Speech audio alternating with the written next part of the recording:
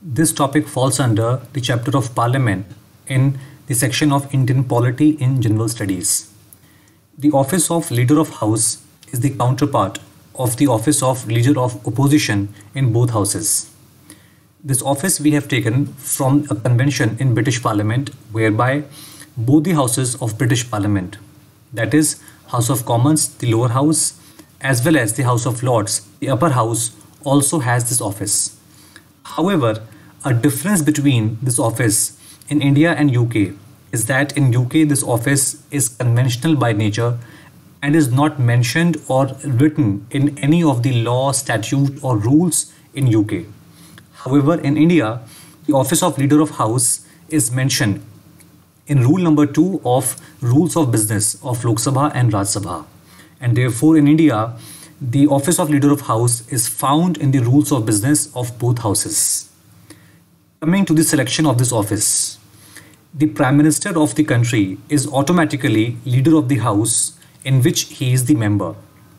That means, for example, if at present Mr. Modi is member of Lok Sabha, that is he is MP of Lok Sabha, then he is automatically considered as the Leader of Lok Sabha. But in those cases where the Prime Minister is a member of Rajya Sabha, that is he is an MP of Rajya Sabha. As you all must be aware that to become a minister or even the Prime Minister, a person has to be an MP of either Lok Sabha or Rajya Sabha. So the Prime Minister can be an MP of Lok Sabha or Rajya Sabha. In past, in our country, we have had few Prime Ministers who were MPs of the upper house, that is the Rajya Sabha. For example, when Indira Gandhi became Prime Minister for the first time, she was the member of Parliament of Rajya Sabha. Similarly, I.K. Gujral, Deve Gowda and Manmohan Singh were also members of Rajya Sabha. In that case, the Prime Minister will be considered as Leader of Rajya Sabha and he will nominate one of his ministers in Council of Ministers who is MP of Lok Sabha to be the Leader of Lok Sabha. And therefore remember that the Prime Minister is by default the Leader of the House of which he is the member. Coming to the functions of Leader of the House. The Leader of the House performs 4 main functions. The first function is to assist and to coordinate the Business Advisory Committee. Now both Lok Sabha and Rajya Sabha, they have separate and independent Business Advisory Committees. As the name suggests, the purpose of this committee in Lok Sabha and Rajya Sabha is to decide the priority of various legislative function which is to be performed in a particular parliament session, be it the budget session, the monsoon session or winter session. So this committee and the members of this committee decide that which functions and which proposals of legislation, which resolutions, which papers are to be considered and in which priority in a particular session of the parliament. Now in this business of the Lok Sabha and Rajya Sabha, there would be some business of the government also. It is called as government's legislative business. For example, it might include those bills which the government is moving or the government is introducing in Lok Sabha or Rajya Sabha. Now those businesses are informed by the Leader of the House to the Business Advisory Committee and he helps the committee in prioritizing this particular aspect of the government's business. Please note that in India, the Prime Minister does not attend the meetings of the Business Advisory Committee, and on behalf of Prime Minister, it is the Minister of Parliamentary Affairs who attends the meetings of the Business Advisory Committee. However, this function is performed by Leader of House in UK. The second function of Leader of the House is to propose dates of session of summoning and prorogation to the presiding officers. That is, whenever the Parliament's next session, both the houses, Lok Sabha or Rajya Sabha, is supposed to take place, then the expected dates of summoning, that is the beginning of session, and prorogation, that means the end of session, are proposed by the Leader of the House to the presiding officers. And once they have agreed upon particular dates, they are then communicated to the President of India via the Council of Ministers headed by the Prime Minister.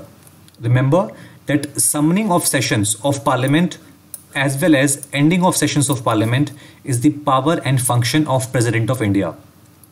But he must exercise this function only on the advice of Prime Minister and Council of Ministers. So these dates of summoning of session and prorogation of session are decided by the Leader of the House along with the respective presiding officers. The third function of Leader of House is that he acts as the collective voice of the House. Remember that in normal circumstances, the Leader of the House represents his party and his government in the House. However, in certain special circumstances, the Leader of the House represents the voice or the opinion or the perspective of the House as a whole. That means Leader of House in Lok sabha and Leader of House in Rajya Sabha may sometimes need to represent the collective voice and the opinion of their respective houses. Take for an example, a deadlock between two houses. If the two houses are unable to agree on the passage of a particular bill or a particular resolution, then the reasons for disagreement or the reasons for deadlock may be communicated by Leader of the House to the country as well as to the other house. Or take second example, let us say there is an urgent and serious matter of foreign policy, and on that matter of foreign policy the two houses want to express their respective opinions. So in that case, on the behalf of the entire house, the Leader of the House will express the collective voice of the House. But this function is considered as an extraordinary function of Leader of the House. The last function of the Leader of House is to communicate to the two houses the stand of government on private members' bills. Remember, private members are those members or those MPs of Lok Sabha and Rajya Sabha who are not part of the Council of Ministers. That is, they are only part of legislature, the Lok Sabha or Rajya Sabha, and they are not part of the executive, that is Council of Ministers. They might belong to any political party, either the ruling party or the opposition parties, but they are not part of the executive. Those MPs are called as private MPs. And the bills that they introduce in either house are called as private members' bills. On these private members' bills, the government is supposed to take a stand. That is, whether the government and its MPs are going to support these bills moved by private MPs, or is the government and the MPs of ruling party are going to oppose these bills. Now this stand is communicated to the two houses by the Leader of the House.